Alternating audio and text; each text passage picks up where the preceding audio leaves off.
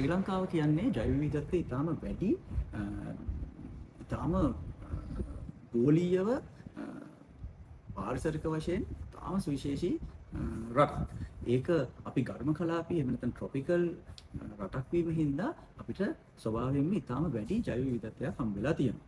ඒ වගේම අපි දූපතක් හින්දා අයිලන්ඩ් එකක් හින්දා අපිට ඉතාම වැඩි ආවේනිකතාවයක් ඒ අපේ වැඩි ජෛව විවිධත්වයට ඉතා වැඩි ආවේනිකතාවයකුත් හම්බ වෙලා තියෙනවා.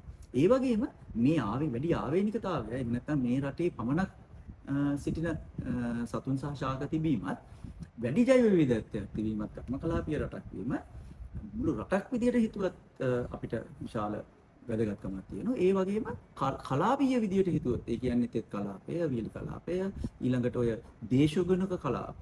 එහෙම නැත්නම් ඉකොලොජිකල් අයිලන්ඩ්ස් වගේ තියෙනවා රට ඇතුලේ. මධ්‍යම කඳුකරය, ඊළඟට ඔය මොනරාගල ආශ්‍රිත කලාපය, ඊළඟට උඩවලව ආශ්‍රිත සානුව, මහවැලි ගඟ දිග. ඒ වගේ සමහර කලාප තියෙනවා මේ වැඩි ආවේනිකතාවයක් ලෝකලයිස් වෙච්ච. ඒ කලාපයටම හුදකලා වෙච්ච ස්ථානක් තියෙනවා. ඉතින් මෙන්න මේ తত্ত্বය හින්දා ලංකාව කියන්නේ අර ලෝකයක් රටක් ඇතුලේ බලන්න පුළුවන් තැනක් විදිහට අපි දකිනවා.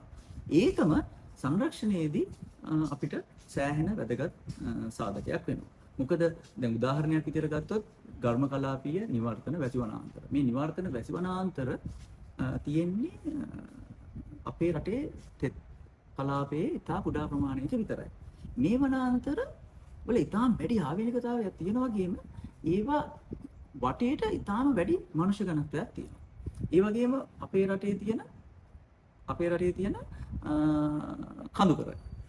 කඳුකරේ මධ්‍යම කඳුකරය ඉතාම දැඩි ලෙස හුදකලා වෙච්ච පරිසර පද්ධතිය. අපි ඝර්ම කලාපීය දූපතක් වුණාට මීටර 2500ක් උස කඳු මුදුන් තියෙනවා. ඒකට සමාන ළඟම ඊළඟ කඳු මුදුන් හම්බ වෙන්නේ ඉන්දියාවේ නිල්ගිරි ආශ්‍රිතව. එහෙම නැත්නම් බටහිර ගාට්ස් කඳුකරේ. ඒතර ඔන්න ඔය අතර ලොකු හුදකලා වීමක් තියෙනවා. මෙන්න මේ තත්ත්වයේ ඉන්න අපේ රටේ ඉන්න ආවේනික සතුන් මේ අපේ රටට හිර වෙලා වගේ ඉන්න සතුන්ට යන්න එන්න වෙන තැනක් නැති වෙලා තියෙනවා. අන්න ඒ ප්‍රශ්නේ හින්දා ඉතා කුඩා බලපෑමක් වුණත් මේ සතුන්ට ලොකු බලපෑමක් කරන්න පුළුවන්. මොකද ඒගොල්ලන්ට වෙන තැනකට යන්න පුළුවන්කමක් නැති හින්දා.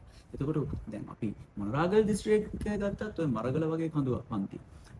ඊට පස්සේ ඔය කන්නෙලිය, සිංහරාජය, ඊළඟට හෝටන් තැන්න, ඊළඟට ඔය විදිහට බැලුවාම ඔය මහවැලි ගඟ ආශ්‍රිත කලාපය, මන්නාරම. ඔය කොහෙත් තියෙන ප්‍රශ්නේ තමයි මේ ඊටාම කුඩා කලාප විදිහට දැඩි ජෛව විවිධත්වයක් හිර වෙලා තියෙන එක. එතකොට ඔන්න ඕක හින්දා අපි කරන කුඩා වැඩක්. ඒ කියන්නේ